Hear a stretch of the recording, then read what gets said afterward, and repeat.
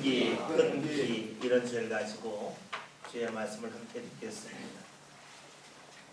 어느덧 2월이 되었습니다. 오늘 2월 2일인데 앞으로 2일만 더 지나면 2월 4일 이제 춘분이 되죠. 봄이 다가옵니다. 겨울에는 우리가 길거리를 가다 보면 알 수 있듯이 많은 가로수가 있는데 대부분 앙상하죠. 잎도 떨어져 있고 또 그리고 맨몸을 드러낸 그 모습을 보게 됩니다. 가로수를 보면서 우리는 이런 생각을 해보죠. 저 나무 살았나 죽었나 하는 생각을 해볼 때가 있습니다. 왜냐하면 앙상한 나무를 보면 그것이 살아있는지 죽었는지 외관적으로는 전혀 알 수가 없기 때문이죠. 그런데 시간이 지나면 알 수가 있어요. 봄이 되면 살아있는 나무에서는 새순이 돋으면서 변화가 나타납니다. 반면에 죽은 나무는 날이 따뜻해져도 아무런 변화가 나타나지가 않죠. 그렇습니다. 살아있는 나무는 새순이 돋습니다. 그런데 이렇게 나무가 살아있다 죽었다 하는 것을 외적으로는 알 수 없지만 이 나무가 살아있는지를 결정하는 것이 있죠. 그것은 외적인 모습이 아니라 나무의 뿌리를 통해서 알 수가 있어요. 뿌리가 살아있으면 그 나무는 살아있는 나무예요. 뿌리가 죽어있으면 그 나무는 죽어있는 나무라고 말하고 말죠. 그렇습니다. 나무의 모든 것은 뿌리가 결정을 합니다. 뿌리가 힘이 있으면 나무가 잘 자라죠. 열매도 많이 맺습니다. 반면에 뿌리에 힘이 없으면 그 나무는 살아있지만 잘 자라질 않아요. 또 크게 많은 열매를 맺지도 못합니다. 뿌리의 힘에 따라서 나무의 외적인 모습이 결정됩니다. 그런데 또 뿌리를 통하여 결정되는 것이 있어요. 그것은 무엇이냐면 강한 바람이 불 때예요. 여러분, 강한 바람이 불 때 넘어지는 나무가 있고 넘어지지 않는 나무가 있죠. 큰 나무이기 때문에 넘어지지 않고 작은 나무니까 넘어진다, 그것이 아니죠. 나무의 크기 관계없이 나무는 넘어지고 쓰러집니다. 강한 바람이 불 때에 넘어지는 나무는 어떤 나무일까요? 뿌리가 약한 나무입니다. 뿌리가 강하면 강한 바람이 불어도 그 바람을 견딥니다. 반면에 뿌리가 약하면 강한 바람이 불 때 푹 쓰러지고 말죠. 그러니까 나무의 힘은 철저하게 뿌리의 힘이 있다고 볼 수가 있어요. 뿌리의 힘, 이것을 한자로 말하면 뿌리를요, 뿌리 근자라고 말하죠. 그리고 힘을 힘기자라고 말합니다. 그러니까 나무의 힘은 뿌리의 힘, 즉 근기에 있습니다. 근기라고 하는 것은 근본적인 힘이라는 말이죠. 이 한자가 발전해서 한글인 것이 있습니다. 이 근기를 강하게 말하면 끈기가 되죠. 이 끈기라고 하는 말은 근기에서 왔습니다. 뿌리의 힘이 어딨냐? 그것은 끈기에 있다는 겁니다. 우리는 대부분 사람의 근본적인 힘은 타고난다고 생각할 때가 있습니다. 근데 사람들은 정확하게 알았습니다. 사람의 힘은 타고난 게 아니다. 사람의 힘, 근본적인 힘, 근기는 끈기에 있다는 겁니다. 무언가 끈기 있게 하는 사람이 힘 있는 사람이라는 겁니다.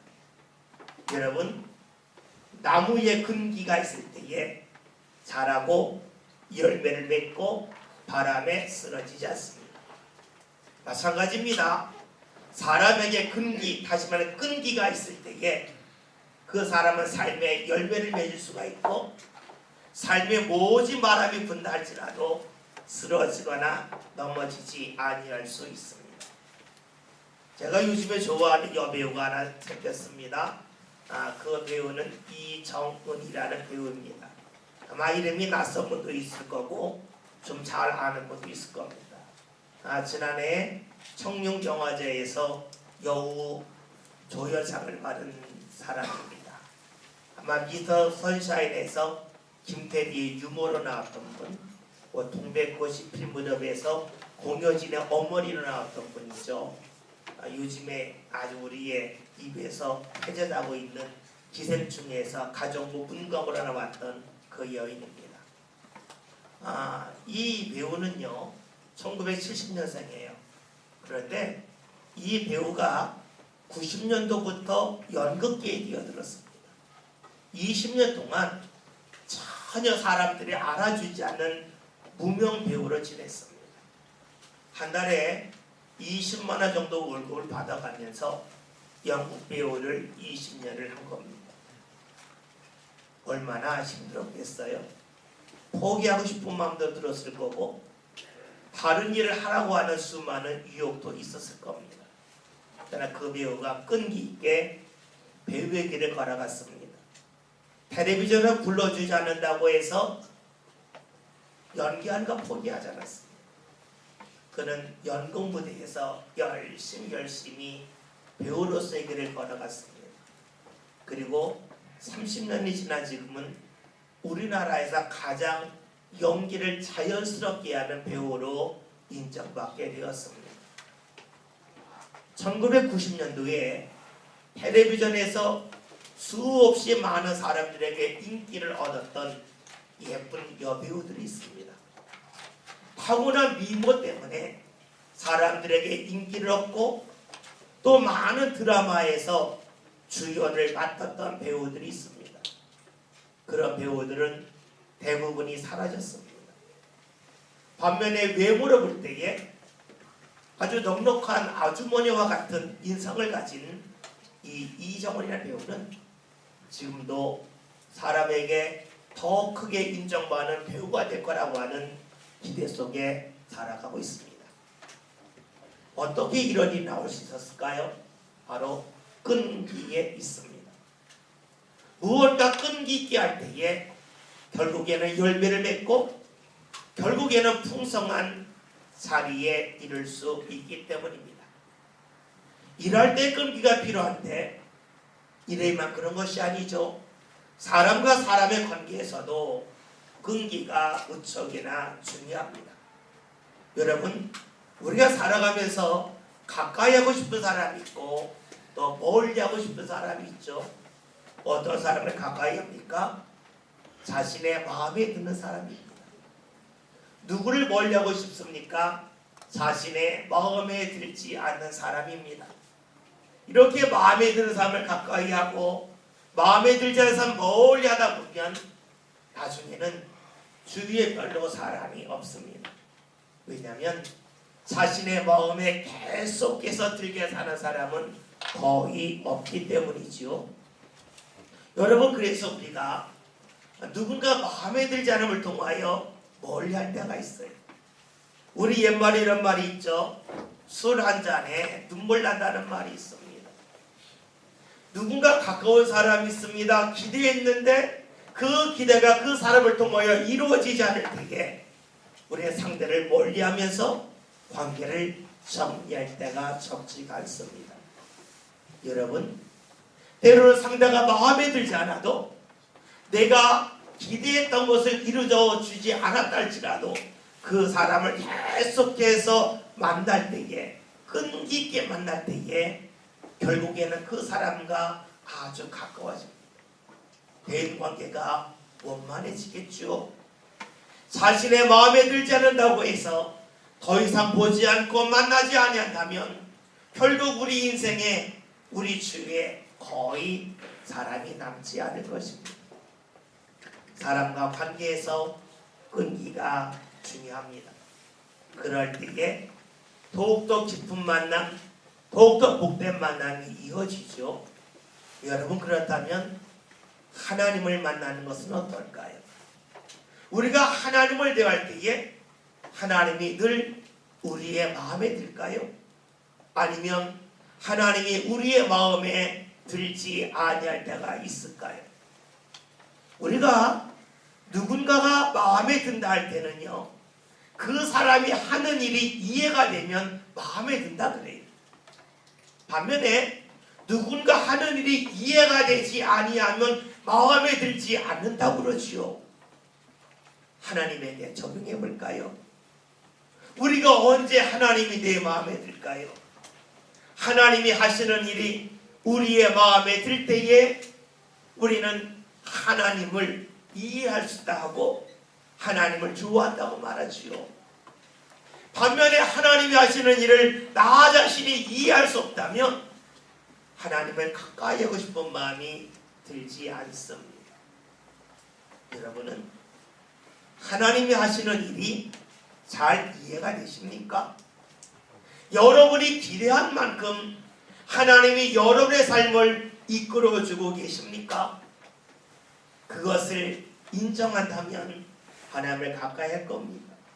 그러나 그렇지 아니하다면 우리는 자연스럽게 하나님을 이해할 수 없다고 하면서 하나님을 멀리하고 말 겁니다. 오늘날 수많은 사람들이 하나님을 멀리하는 이유가 하나님을 이해할 수 없다는 것이죠.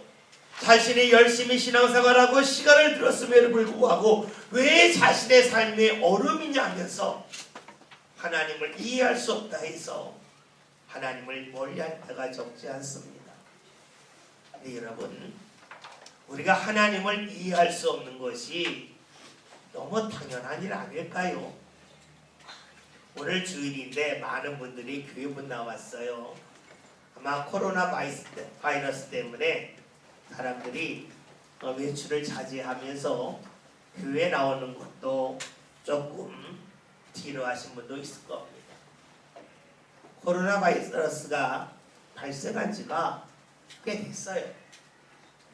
근데 아직까지도 원인을 정확하게 못 찾았어요. 원인을 정확하게 못 찾으니까 치료제가 아직 안 나와요. 여러분, 세상에 수많은 학자들이 연구해도 아직 왜 그런 일이 생겼는지 이해하지를 못하고 있어요. 사람 사이에서 일어나는 일도 잘 이해하지 못하는 우리들이 하나님이 하시는 일을 다 이해할 수 있다? 이것이 정말로 가능한 일이겠습니까? 사람들이 하나님이 하시는 일을 잘 이해하지 못해요. 그런데 놀랍게도 자신이 이해할 수 없다고 해서 하나님에게 등을 돌리고 하나님을 멀리하고 하나님과의 관계를 단절시키는 사람들이 있습니다. 오늘 성경은 그런 사람들에 관하여 말씀해주고 있어요. 오늘 우리가 히브리서의 말씀을 읽었는데 오늘 말씀 이렇게 시작을 하죠. 말씀 12절 함께 볼까요? 다 같이 봅니다. 형제들아, 너희는 삼가 곧 너희 중에 누가 믿지 아니하는 악한 마음을 품고 살아계신 하나님에게서 떨어질까 조심할 것이요. 아멘. 히브리서는 믿음의 사람들이 크게 박해를 받을 때에 기록된 말씀입니다. 열심히 신앙생활하고 있는데 신앙의 사람들이 옥에 갇힙니다. 직장에서 쫓겨납니다. 때로는 죽임을 당합니다. 이럴 때 사람들은 하나님을 믿으면서 마음속에서 자꾸만 하나님이 살아계실까 하는 그런 의구심이 드는 것이요. 하나님이 살아계시다면, 하나님이 전능하시다면 왜 하나님께서 우리가 어려움을 당하는데 가만히 계시냐 하는 그런 질문이 자연스럽게 생긴 것입니다. 그런데 이런 질문은 이미 구약시대에도 나와 있습니다. 하박국에 있는 말씀을 보면 이런 말씀이 나와 있어요. 하나님 어찌하여 악한 사람들이 선한 사람들을 애워싸고 힘들게 합니까? 계속되는 질문이 그런 질문입니다. 하나님이 살아계시다면 악한 사람이 망하고 선한 사람이 잘 돼야 되는데 세상을 살다 보면 그러하지 않다는 것이지요. 신앙생활 하면서도 어떻게 열심히 믿음 있는 사람들이 어려움을 당하는데 하나님이 가만히 계시냐? 이런 질문을 하는 겁니다. 사실 이런 질문은 오늘 우리들에게서도 나오는 질문 아니겠습니까? 우리를 삶 가운데 어려움이 있습니다. 경제적인 어려움이 있어요. 건강에 어려움이 있어요. 뭔가 일이 잘 안 돼요. 삶에 강한 바람이 불어요. 막 흔들려요. 그럴 때 어떤 마음이 듭니까? 하나님이 살아계시다면 왜 이런 일이 생깁니까? 하는 마음이 들면서 자신도 모르게 하나님에게서 멀어지고자 하는 그러한 생각이 들어오지 않습니까? 오늘 말씀에 있는 말씀을 보았더니 맨 마지막에 하나님에게서 떨어질까 조심하라 하는 말씀이 있습니다. 왜요? 하나님에 대한 믿음이 떨어지면서 하나님에게서 멀어지고 싶은 마음이 들었다는 것이지요. 그래요. 오늘 우리들의 삶이 힘들면 하나님에게서 멀어지고 싶은 마음이 들어요. 삶이 강하게 흔들리면 하나님에게서 멀리 떨어지고 싶은 마음이 자연스럽게 들지요. 그런데 왜 그럴까요? 우리는 앞에서 나무에 관한 말씀을 보았어요. 여러분, 나무의 힘은 뿌리에 있어요. 그 뿌리에 힘이 있을 때에 강한 바람이 불어도 나무는 견디는 거예요. 바람이 문제일까요?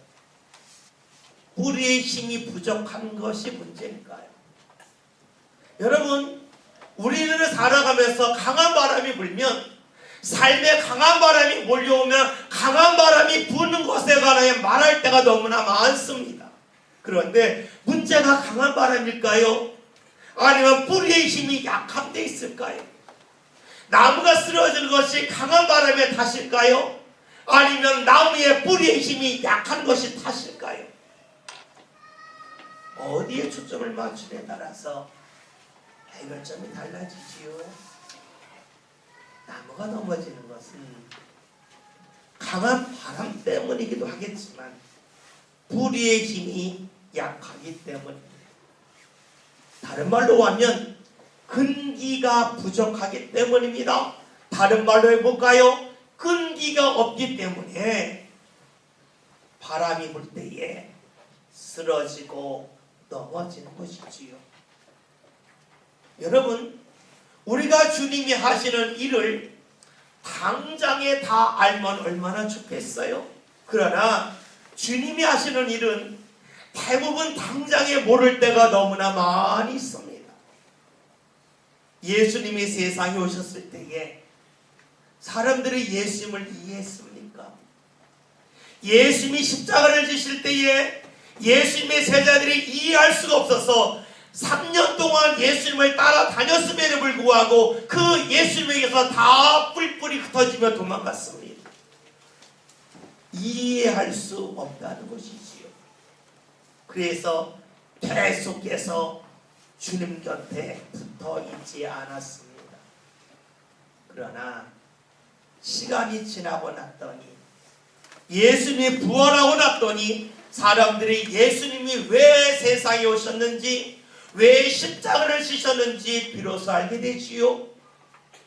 십자가를 지셨을 때에 힘이 없어서 돌아가셨다고 맨 처음에 여겼지만 부활하신 예수를 만나고 난 후에는 예수님이 우리의 죄를 담당하기 위하여 십자가를 지셨구나 하는 것을 알게 되었습니다. 그러나 모든 사람이 하는 건 아니지요. 힘들어도 예수님을 계속해서 만난 사람, 예수님과 관계를 끈기 있게 유지한 사람들은 주의 뜻을 알았습니다. 주님이 하시는 일의 목적을 알았고 이유를 다 알았지요. 여러분, 그래요. 끈기 있는 사람이 주님이 하시는 일을 압니다. 끈기가 없는 사람, 힘들기 때문에 바람이 불기 때문에 그 자리에 지키지 못하는 사람은 어떻게 될까요? 주님이 하시는 일을 제대로 알 수도 없고 이해하지도 못합니다. 오늘 우리에게 필요한 것은 신앙의 뿌리의 힘을 키우는 겁니다. 근기를 키우는 겁니다. 그 근기는 타고나는 데 있지 않습니다. 끈기 있게 주님을 바라보는 데 있습니다. 끈기 있게 주님을 붙잡는데 우리의 근기, 삶의 뿌리의 힘이 생긴다는 것이지요. 그러면 우리는 이런 질문을 할 수가 있어요. 누군가 근기가 약해지는 것, 즉 끈기가 부족한 것은 다 다 그 사람 홀로 감당해야 될 일입니까? 라는 질문을 할 수가 있겠죠. 이에 대하여 성경은 우리에게 이렇게 말씀해 주고 있어요. 13절을 함께 봅니다. 다 같이 봅니다. 오직 오늘이라 일컫는 동안에 매일 피차 권면하며 너희 중에 누구든지 제게 유혹으로 완고하게 되지 않도록 하라. 아멘. 여러분, 우리는 신앙생활을 교회에서 하지요. 교회는 그리스도의 몸이에요. 몸의 특징이 있죠. 왼손이 힘을 써야 되는데 힘을 잘 쓰지 못하면 오른손이 도와줘요. 오른손도 같이 합쳐서 일을 해야 되지만 할 수 없을 때는 때로는 몸을 붙여서 해요. 그것이 몸의 특징이에요. 신앙의 사람들, 이들의 특징이 무엇입니까? 끈기가 없을 때에 끈기를 가질 수 있도록 도와주는 일을 하는 것이 바로 신앙의 사람의 모습이에요. 오늘 말씀을 보면 이런 말씀이 나오죠. 매일 피차 권면하여라는 말씀이 나와요. 우리는 권면한다 그러면 누군가에 가서 말을 하는 것을 권면이라 생각해요. 그런데 진짜 권면의 뜻은 누군가에게 용기를 주는 겁니다. 여러분, 그 용기는 말에 있지 않아요. 진짜 용기는 함께 할 때에 생기는 거예요. 함께 하는 사람이 말할 때에 용기가 나는 것이지, 낯선 사람이 말할 때에 용기가 생기는 것은 결코 아닙니다. 그렇죠. 우리가 추울 때에 누군가 옆에 있으면 따뜻해지잖아요. 함께 하는 것 그 자체로서 추위를 물리칠 수가 있어요. 무언가 말했기 때문에 추위가 사라지는 게 아니에요. 함께 하기 때문에 우리는 추위를 이기고 따뜻하게 지낼 수가 있어요. 신앙이 그래요. 함께 하는 거예요. 함께 할 때에 우리에게 어떤 일이 생깁니까? 끈기가 생겨요. 끈기가 생기는 거예요. 마라톤을 생각해 봅시다. 42.195km를 뜁니다. 얼마나 힘들어요. 뛰어도 끝이 없는 게 마라톤이잖아요. 이 마라톤 선수들이 완주할 때에 가장 중요한 것이 무엇이냐면 자신의 실력만이 아니에요. 옆에서 함께 뛰어주는 사람이 있는 거예요. 함께 뛰어주는 사람이 있을 때에 마라톤을 끝까지 뛸 수가 있어요. 끝까지 뛰는 데서 끝나는 것이 아니죠. 자신의 실력을 마음껏 발휘할 수가 있어요. 여러분, 그래요? 신앙의 끈기 있는 신앙은 홀로 하는 게 아니에요. 함께 누군가 옆에 있음을 통하여 끈기 있는 신앙, 근기가 있는 신앙의 사람으로 살아갈 수가 있습니다. 우리가 왜 함께 모여 예배할까요? 자신의 믿음 자신이 지키려면 혼자 예배로 되죠. 혼자 찬송해로 되죠. 혼자 기도해로 되죠. 그런데 우리는 함께 모여 예배해요. 기도하고 찬송해요. 왜 그럴까요?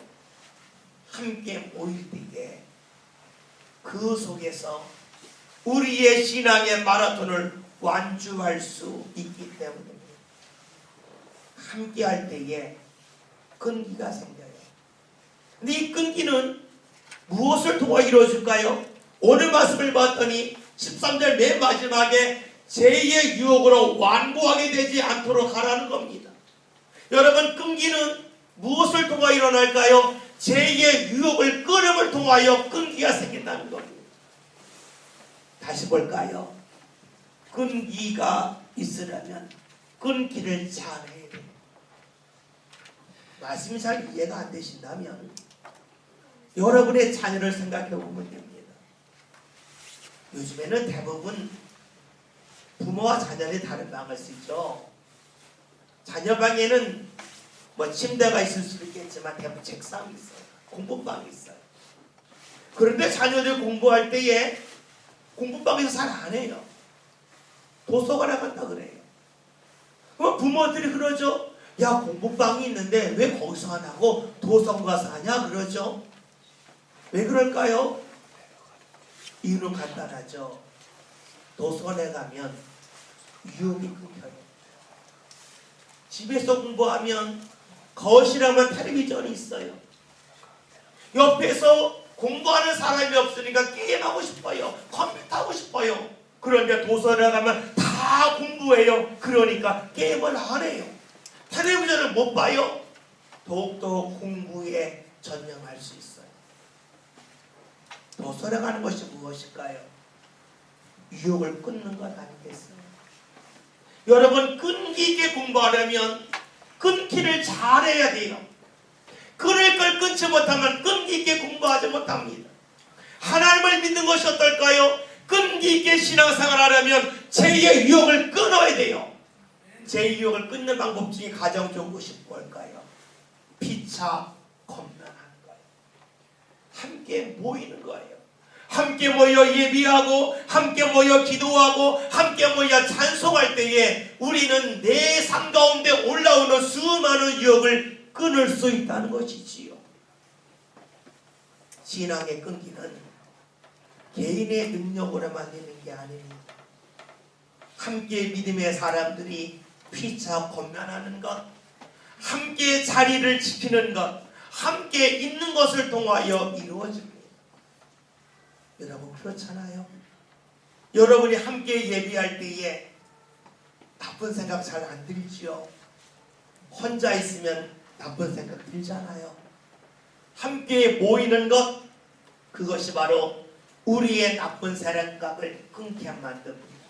그리고 우리의 신앙을 끈기 있는 신앙으로 이끕니다. 우리의 삶에 끈기 있는 삶을 살 수 있도록 이끄신다는 것이지요.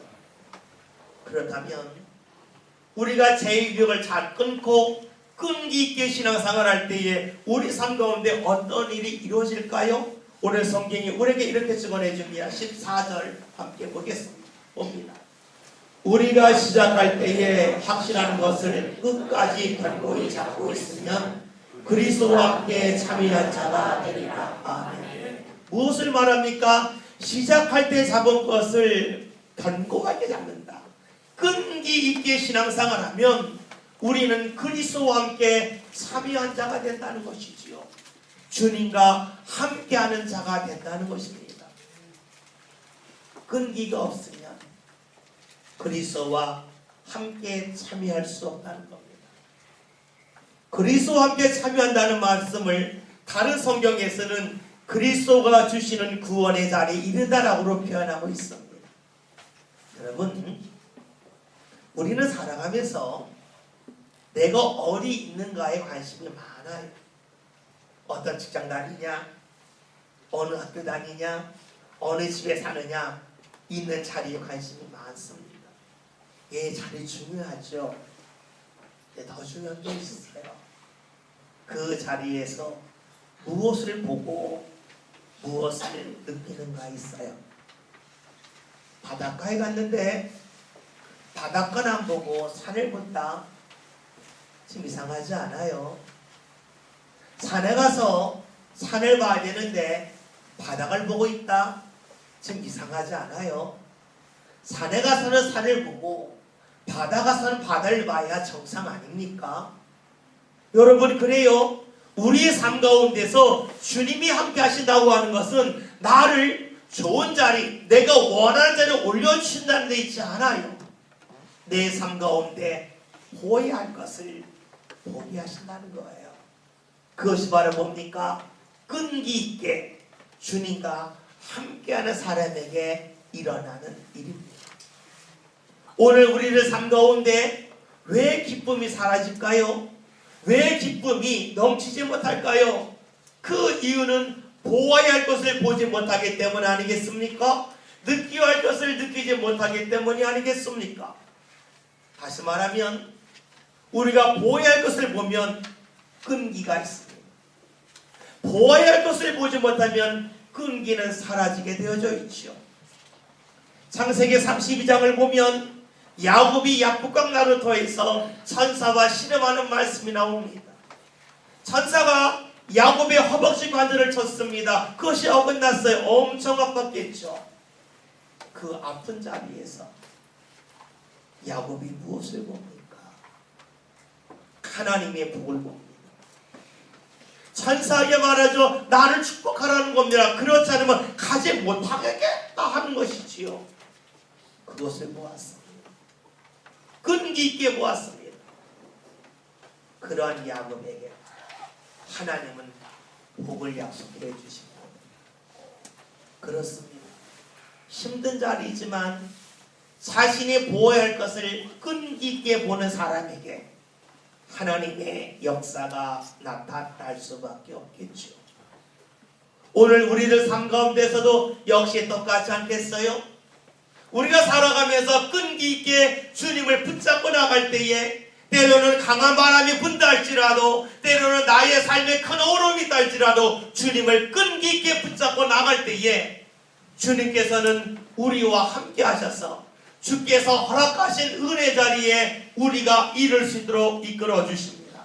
그것이 바로 무슨 말씀입니까? 오늘 맨 마지막에 나와 있는 말씀처럼 그리스도와 함께 참여한 자가 되리라. 이렇게 말씀해 주고 있습니다. 오늘 말씀 제목이 끈기와 끈기입니다. 끈기는 근기라고 하는 뿌리의 힘이라고 하는 말에서 왔습니다. 우리 삶의 뿌리를 지탱해 주는 힘은 끈기에 있습니다. 신앙의 힘은 끈기에 있습니다. 끝까지 주님을 붙잡는 데 신앙의 힘이 있습니다. 그런데 우리가 끝까지 주님을 붙잡고 싶지만 붙잡지 못하는 이유는 수많은 유혹을 끊지 못하기 때문이죠. 그래서 우리가 함께 신앙생활하면서 우리에게 다가오는 유혹을 끊어야 합니다. 그 끈기가 있을 때에 끈기 있는 삶, 끈기 있는 신앙의 사람이 될 수가 있겠죠.